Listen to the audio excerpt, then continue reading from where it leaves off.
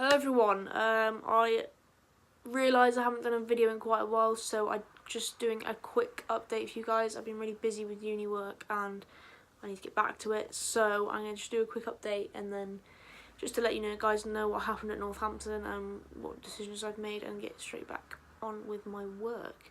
So, with Northampton, we made sure we got there on time, just because if you don't, they don't give you another one. You go back on the waiting list, and I'm not waiting longer than 2.5 years again. And I know it'll be longer because the waiting lists are always getting longer. So yeah, I had to make sure that I was there on time because obviously I didn't want to miss that. So it was a big opportunity for me. When we got there, we were seen to really quickly. We didn't have to wait around for long. And he got straight into it. He explained the process, which was that he was going to ask a load of questions and decide whether I have gender dysphoria and if I need hormones. There's going to be another meeting where someone's going to do the same thing as for a second opinion, another meeting with a nurse to do health checks, and then they're going to decide whether I should have hormones. So I've got my second appointment on January the 10th. I've got the letter through and it said it was going to be with the nurse.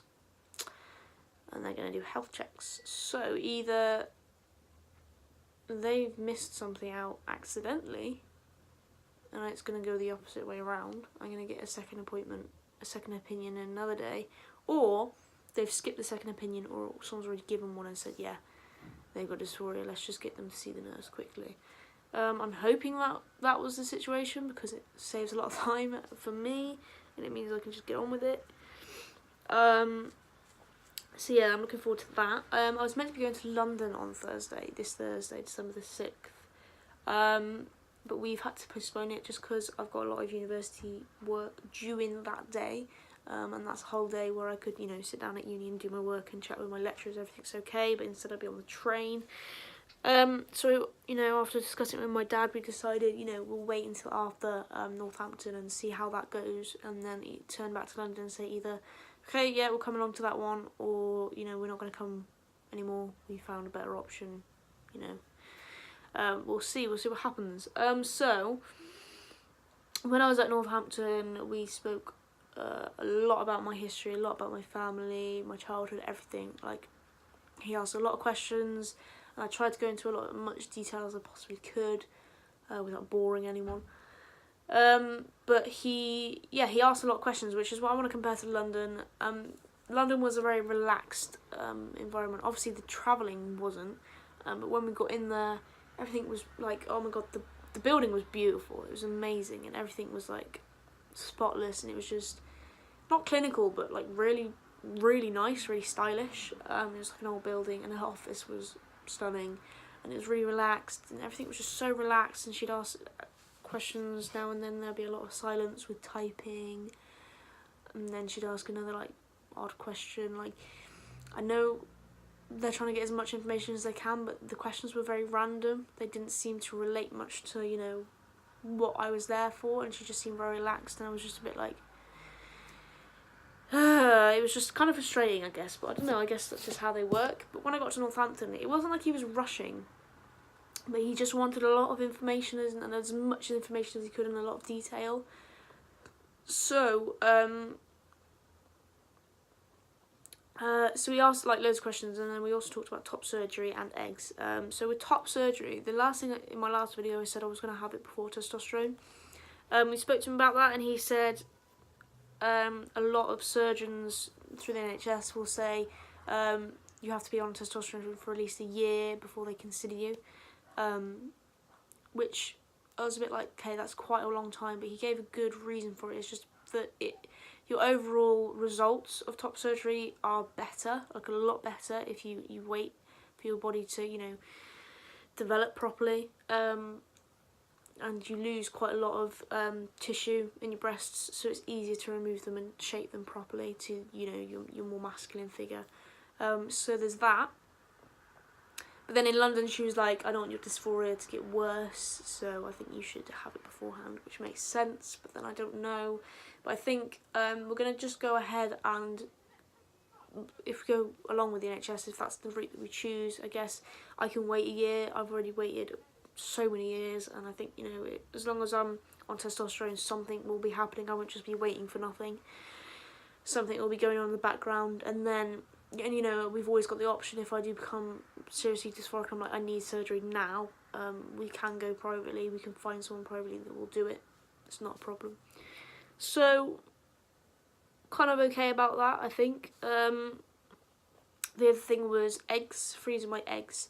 Now, this is something that me and Laura have spoken about a lot, and I've changed my mind many times about it. Like, I don't care. Some people can't have kids, some, you know, and it's normal. You just get donors and stuff, or whatever's.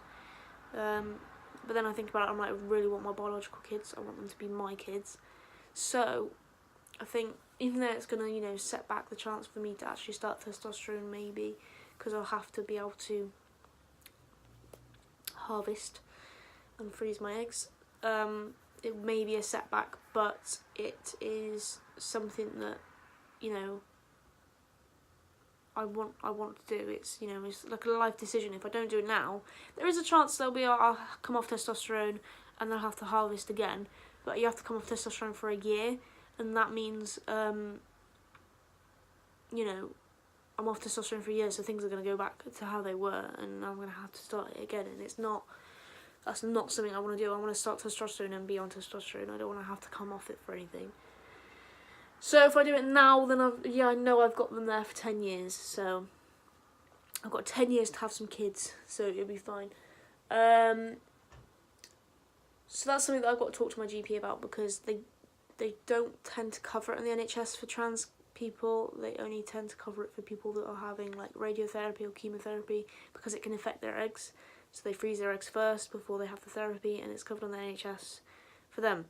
The only way I can get it on the NHS is if I fight for it, which is what we're going to do. We're going to try and fight for it. We're going to try and get it on the NHS. It's going to take a lot of effort and time, but it's expensive. It's like thousands for 10 years, but which isn't, I guess it's not bad over the course of 10 years, but it's a lot of money, which if we can get it for free, we'd rather do it for free. I'm not one to abuse the NHS, so I don't want anyone thinking like, you know, you just want it all for free. I'm not the kind of person that will go to the doctors for like a cough or a cold, like just get over it. You know, if you just need some paracetamol, just go and get some paracetamol. Don't, you know, go to the doctors for it. It's just the way I've been brought up. So I've never abused the NHS. I mean, I very rarely have to go to hospital for anything, or doctors for anything. You know, the only time I've been to hospital is if I've had an injury and they've taken me to A&E. And I'm grateful for it. And, you know, I'm grateful for the fact that I can get my treatment on the NHS. So I'm gonna, you know, use that. I'm not abusing it, I'm just using it. But yeah, I just want to clear that up. I think my next video will be after I've been to Northampton. Obviously, I might do one before I go, but it's going to be busy because it's Christmas and the New Year, so I'm going to be with my family and with Laura's family, and be working, and, you know, I'm going to have uni work to do as well. So I'll see how that goes, and I will do another video. And I hope that's enough information. I hope I've covered everything.